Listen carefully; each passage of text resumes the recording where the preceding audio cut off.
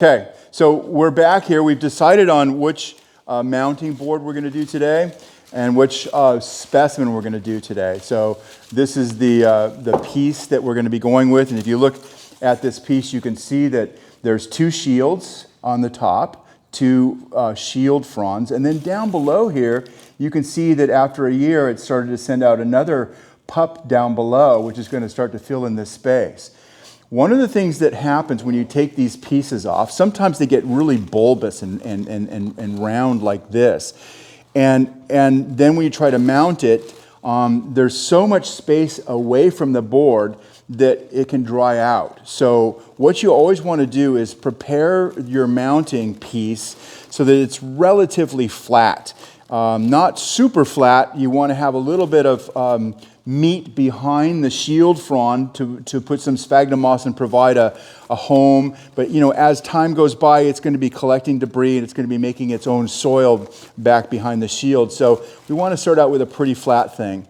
Now, these two shield fronds are kind of facing off to one side, and these are starting to face off to this side.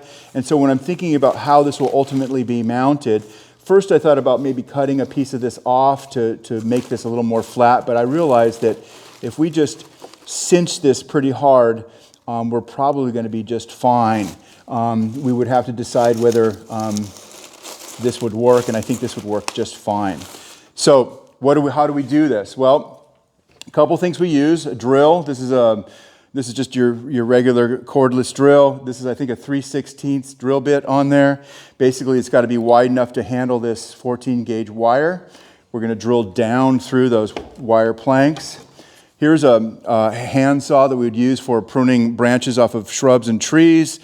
This is good for removing the pieces that you want. If you had a real fat piece and you wanted to cut off some of it, you could actually use this saw to do that. So we've got a piece that's I think doesn't need to be trimmed up too much, but this is something you'll definitely use if you're separating pieces, okay? And then these are lineman's dikes. They're basically pliers that have a cutting piece and also a nice firm grip, and you'll obviously cut your wire with this part, and then when you get it wrapped around the back, you'll twist that wire with these dikes to cinch that seat belt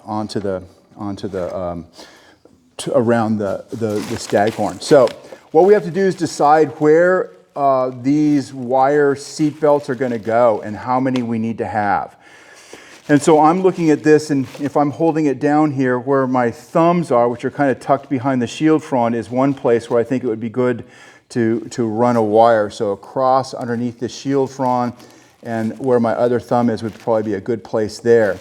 And then we probably could go across here as well through both sides and put another seat belt here. But we're going to start with the one on the top, and then once we get it cinched on, we'll decide as to whether we really need to have two or not. The idea is you want this thing to be locked onto the board long enough so that it can start to grow onto the board and hold itself on the board. And sometimes, growing over the wires and all of that takes a little bit of time. Okay, so the least amount of wires or seat belts possible. Some people use fishing line and wrap it around. That would work as well, but I find that sometimes it's best to use this wire because you can readjust it as time goes by. You can take it back out and make adjustments with it. It'll last for a long time. Okay, so the other thing that we want to make sure we think about is this sphagnum moss. And so what we've got in this tub is some regular sphagnum moss. It's been slightly dampened, and this is what we use to make a bed for the back of this staghorn. This is going to be what it's going to start growing into with its rhizome, and this is where the soil is going to start to develop.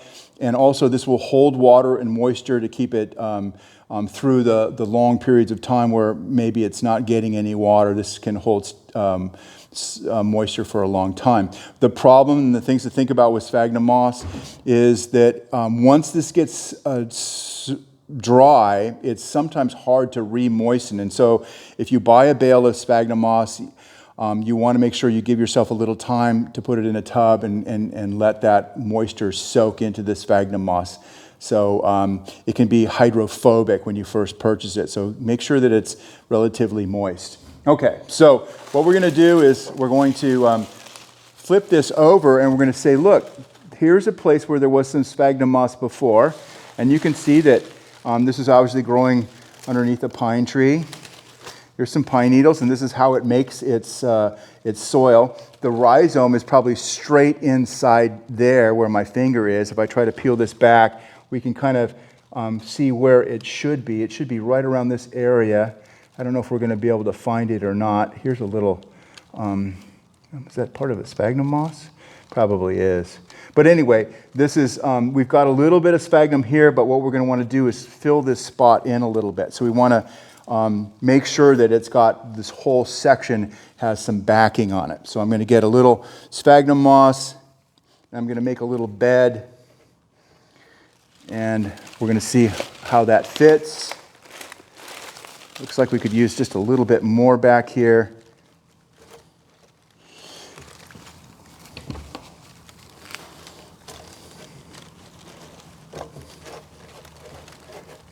Okay.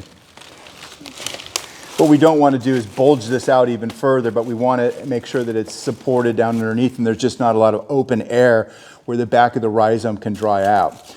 As far as this stuff, these old shield fronds go, we just leave those on. They're protecting the staghorn from when we cinch the wire down. They're giving us a little bit of protection. They're going to decompose over time, so we just leave those. They're a little unsightly now, but as this thing starts to grow, you can see we've got a new one that's going to take over and do just fine at replacing the dry old ones. Okay, so what we want is enough wire so that we can get around and under. When you guys are working on these, or if you were working on these together, you would be helping each other mount your staghorn, so you actually would have the experience of doing this more than once. So what I'm doing is just kind of basically taking a measurement, and I'm slipping this wire underneath the previous shield, and I'm holding it down to see where I would probably drill those holes to mount this.